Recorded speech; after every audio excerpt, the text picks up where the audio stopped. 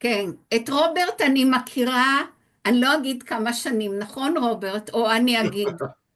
Well, לפני שאני חושבת חלק מהאנשים נולדו, כלומר האנשים כאן.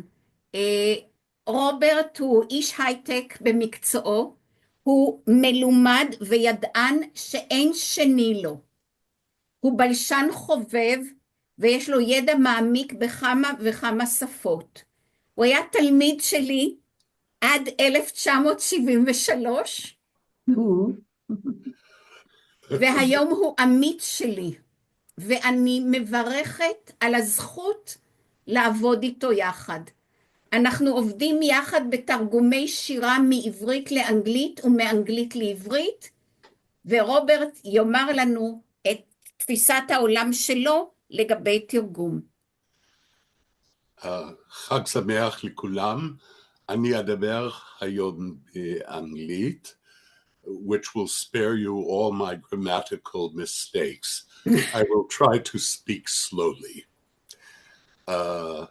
And I apologize also for a slight laryngitis this morning. I understood that today's theme was to be about light, and at first I began thinking about various poems where light is addressed in other languages, even Chinese, and then Professor Afek said to me, well, let's remain with the basic idea that we want to talk about, which was something I had discussed with her once about the poet John Chardy, the American poet, who once came to the university I was attending and gave a little reading. And in the question and answer period afterwards, I asked him about his very famous translation of Dante's Divine Comedy. And as Professor Afek translated earlier today, he answered, well, translation is the art of failing gracefully. And that's stayed with me. I was thinking also that Einat Chorov's poem gave us a very nice paraphrase of that idea. Karov ze hachi rachok she'efshar she'magimim. You know, that's exactly what translation is all about, really. Many years ago in the 1970s, I studied very hard the poetry of Emily Dickinson, the American poetess that I like most. And I had decided that although her themes were very, very different, you couldn't find more different, I thought her sound and her construction was very similar to that of the Hebrew poetess Rachel, who perhaps nowadays is poo-pooed as being old style and maybe even a little sentimental. But I was fascinated by the tightness and the what Professor Sewell used to call the sinew of her poetry, which was very much like the sound of Emily Dickinson. Not a syllable went to waste. It was very, very tight. And the poem that this brings me to the poem I decided to focus on today, which is, after translating several of Rachel's poems into English, I think not too badly. There are many really nauseating translations of Rachel in English. Trust me, they sound nothing like Rachel.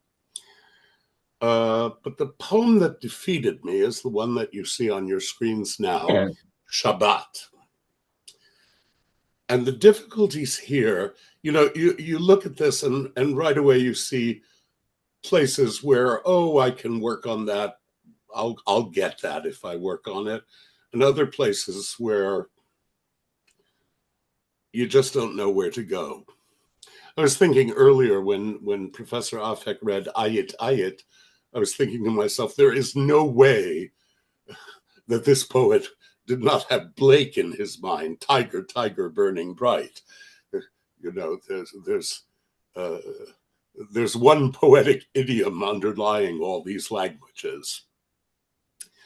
And here we have it also. You know, you look at Rachel, she begins with very, very tight language. I mean, good Lord, look at these tiny lines. Chofei Yarden Lozo Ariom. You know, there's no room in there for anything. And so you think to yourself as a translator, oh dear, well, the first problem is Yarden is stressed on the second syllable, and Jordan in English is stressed on the first syllable. How do you handle that? Well, you start in by saying, well, Chofei Yarden, the Jordan's banks, all right. But, you know, you look at it and you think, this is a problem I can solve. But then look at the end of that poem. You know, throughout the poem, you see Rachel picking up these $1 million words. This is something Emily Dickinson did too. You know, she fussed around in her dictionary all the time. And Rachel also, shikui, you know, that word occurs about 3 times in the Bible, you know, for drink. And then at the end, Ata yadati po hakol reshit v'ketze kol dichfin ye'eteh yitol. Well, earlier we had some other examples of how the Chadodi is, you know, calls to mind certain things to the Hebrew speaker. Well, what does that do? It's not even Hebrew. You know, it's Aramaic even. And, you know, it captures this ancient idiom. Now I know all who hunger come and eat. And how do you translate that into English for English speakers who don't read the Haggadah every year and have no idea about this prayer? And finally, this was the poem that made me give up on the project of trying to translate more of Rachel, because, you know, this was a fairly important poem of hers, I thought, and I couldn't do it. You know, I gave up on it.